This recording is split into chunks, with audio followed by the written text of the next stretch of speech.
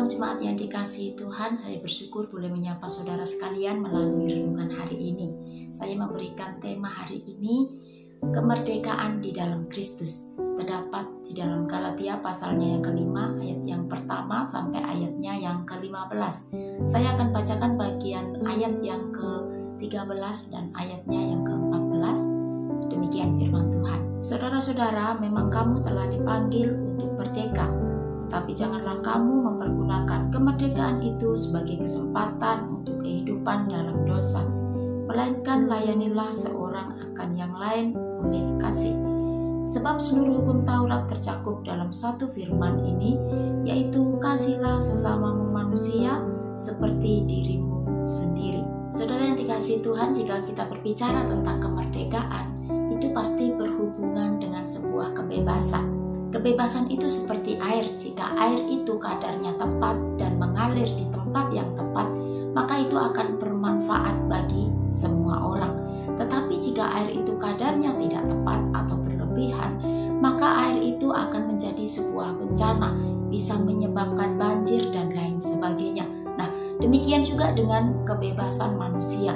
Jika manusia bebas sebebas-bebasnya, tanpa batas, tanpa tanggung jawab, dan tanpa peraturan, maka itu juga akan merugikan diri sendiri maupun merugikan orang lain. Tetapi kemerdekaan di dalam Kristus itu memberikan kebebasan yang sejati. Kebebasan yang sejati bukan mengajarkan kita untuk melakukan sesuatu bebas tanpa batas, tetapi mengajarkan kita untuk peduli kepada orang lain. Kalau kita melihat konteks yang kita baca hari ini di dalam Galatia pasal 5 ayat 1 sampai 15, maka di sana menjelaskan bahwa jemaat Galatia sedang menghadapi ajaran palsu, di mana mereka menekankan bahwa setiap orang diselamatkan itu karena melakukan perbuatan baik, harus disunat, harus melakukan seluruh hukum Taurat. Percaya Yesus saja tidak cukup, dan dengan demikian mereka bisa diselamatkan. Pertanyaannya adalah, bisakah manusia melakukan hukum Taurat dengan sempurna? Karena jika ingin melakukan hukum Taurat harus melakukan dengan sempurna. Tidak ada satupun yang boleh dilanggar. Karena jika melanggar salah satu, maka hukum Taurat yang lainnya tidak akan berguna. Oleh sebab itu, Kristus hadir ke dalam dunia ini untuk menggenapi hukum Taurat. Karena kita diselamatkan bukan karena melakukan perbuatan baik atau karena melakukan hukum Taurat, tetapi karena Kristus telah menebus kita. Di ayatnya yang ke-13a di sana dikatakan, kamu dipanggil untuk merdeka. Merdeka yang dimaksud di sini adalah merdeka di dalam Kristus. Merdeka di dalam Kristus berarti kita tidak di bawah kutuk hukum Taurat. Di dalam Galatia pasal yang ketiga ayat yang ke-10 di sana dikatakan demikian. Karena semua orang yang hidup dari pekerjaan hukum Taurat berada di bawah kutuk.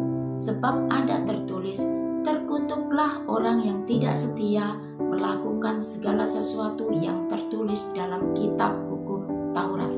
Saudara, kita sudah dibebaskan dari kutuk hukum Taurat karena Kristus telah memerdekakan kita. Tetapi bukan berarti kebebasan itu kita gunakan untuk melakukan dosa atau hidup di dalam dosa. Tetapi kesempatan bagi kita untuk saling mengasihi dan saling melayani satu dengan yang lain. Di ayatnya yang ke-14 di sana dikatakan, sebab seluruh hukum Taurat tercakup dalam satu firman ini, yaitu kasihlah sesamamu manusia seperti dirimu sendiri. Nah, saudara, bukankah kita tidak harus mentaati hukum Taurat? Bagaimana dengan ayat yang ini? Nah, Bapak Ibu Saudara sekalian yang dikasihi Tuhan, hukum Taurat sekarang sudah menjadi hukum Kristus. Dan ini terdapat di dalam Galatia pasal yang ke-6 ayatnya yang kedua. Di sana dikatakan supaya kita saling tolong-menolong, dengan demikian kita memenuhi hukum Kristus. Dan perlu kita pahami, kita melakukan hukum Kristus bukan karena kita takut dihukum atau karena supaya kita mendapatkan sebuah hadiah atau imbalan, tetapi kita melakukan hukum Kristus karena kasih. Kita melakukan hukum Kristus bukan supaya karena kita selamat, tetapi kita sudah diselamatkan supaya kita melakukan hukum Kristus. Kiranya kemerdekaan di dalam Kristus membawa kita untuk bisa saling mengasihi dan juga saling melayani satu dengan yang lain. Demikianlah renungan firman Tuhan hari ini. Selamat beraktivitas, Tuhan memberkati. Mari kita berdoa. Bapa di dalam surga, terima kasih untuk kebenaran firman Tuhan hari ini, bahwa kami dimerdekakan, kami diselamatkan bukan karena kami melakukan perbuatan baik atau karena kami melakukan hukum Taurat, tetapi karena Kristus telah menebus kami, membebaskan kami, memerdekakan kami, sehingga kami boleh melakukan hukum Kristus itu karena kasih, bukan supaya kami diselamatkan. Terima kasih ya Tuhan untuk firman-Mu. Kami menyerahkan sepanjang hari ini ke dalam tangan kuasa-Mu. Di dalam nama Yesus kami sudah berdoa. Amin. Selamat beraktivitas, Tuhan memberkati.